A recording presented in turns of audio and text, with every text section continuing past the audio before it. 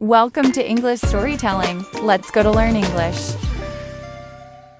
My English story began long before I knew it had a name. It started in days when I felt small in a world that spoke too fast, too confidently, too loudly. I was surrounded by sounds I did not understand, and silence became my safest place. In that silence, I watched life happen from a distance. People talked, laughed, argued, explained themselves with ease while I stood behind invisible walls carrying thoughts I could not release. At first, English felt like a closed door, not locked, but heavy, the kind of door you push gently at first, hoping it will open, then harder until your hands hurt, and you step back pretending you never wanted to enter. I told myself many stories to protect my pride. I said I was too busy. I said I would start later. I said I didn't really need it. But the truth was simple and uncomfortable. I was afraid. Fear has many shapes. Sometimes it looks like laziness. Sometimes it looks like excuses. And sometimes it looks like silence. I carried all three. When I finally began, I did not feel brave. I felt tired of not being able to explain myself, tired of needing help and not having the words, tired of feeling invisible. English did not come to me as hope. It came as necessity, and necessity has a quiet power. It does not motivate you with dreams.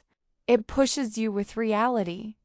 The early days were slow, painfully slow. I read sentences without understanding them, then read them again and again until the words lost their shape.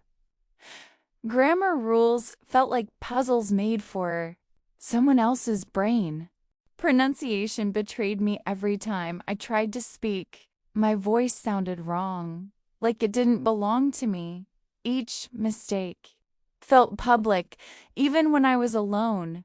Many nights I closed my book and stared at the ceiling, asking myself why this had to be so hard.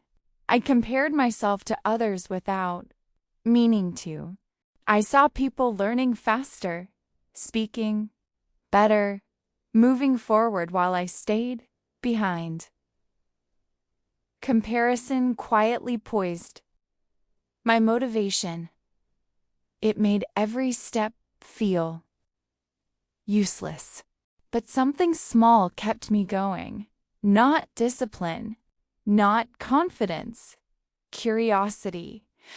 I wanted to know what was on the other side of the language, what people felt when they could explain themselves freely, what it meant to think without translating, what it felt like to belong, even for a moment, in another world.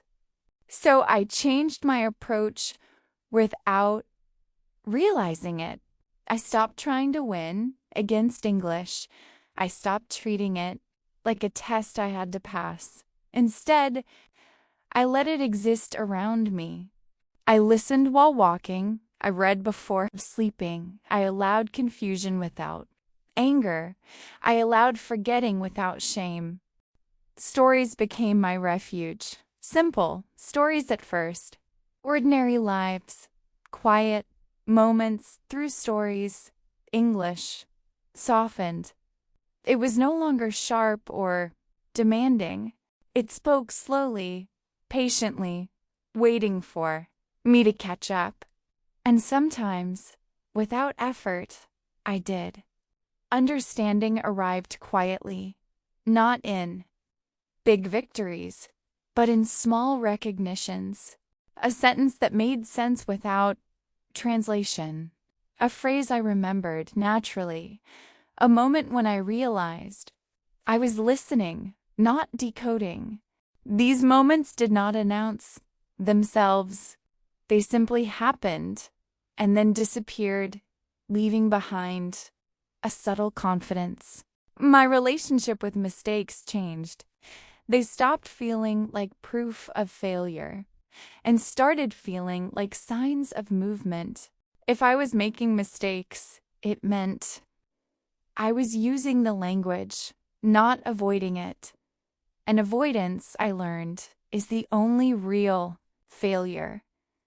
There were still days of doubt, days when my progress felt imaginary, days when I thought I had learned nothing at all. But even on those days, English remained. It waited. It did not punish me for stopping. It welcomed me back when I returned. Over time, the language began to mirror my inner world.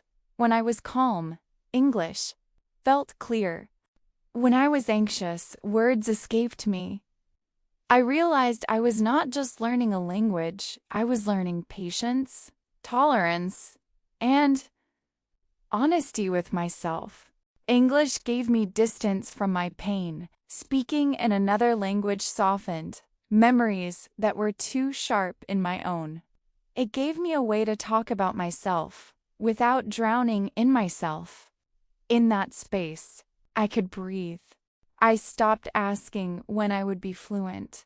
I stopped chasing an ending. My English story no longer needed a destination. It became part of my life, not a task to complete. Now, when I speak, my accent still carries my history. My grammar still bends sometimes. My vocabulary still searches for the right shape. But none of that feels like weakness anymore. It feels human because this story was never about language alone. It was about finding a voice when silence had lasted too long. It was about staying when quitting felt easier. It was about choosing growth over comfort. Again and again, without applause. My English story is still unfolding. It does not rush. It does not apologize for its pace. It moves forward quietly, honestly, one word at a time, and that is enough.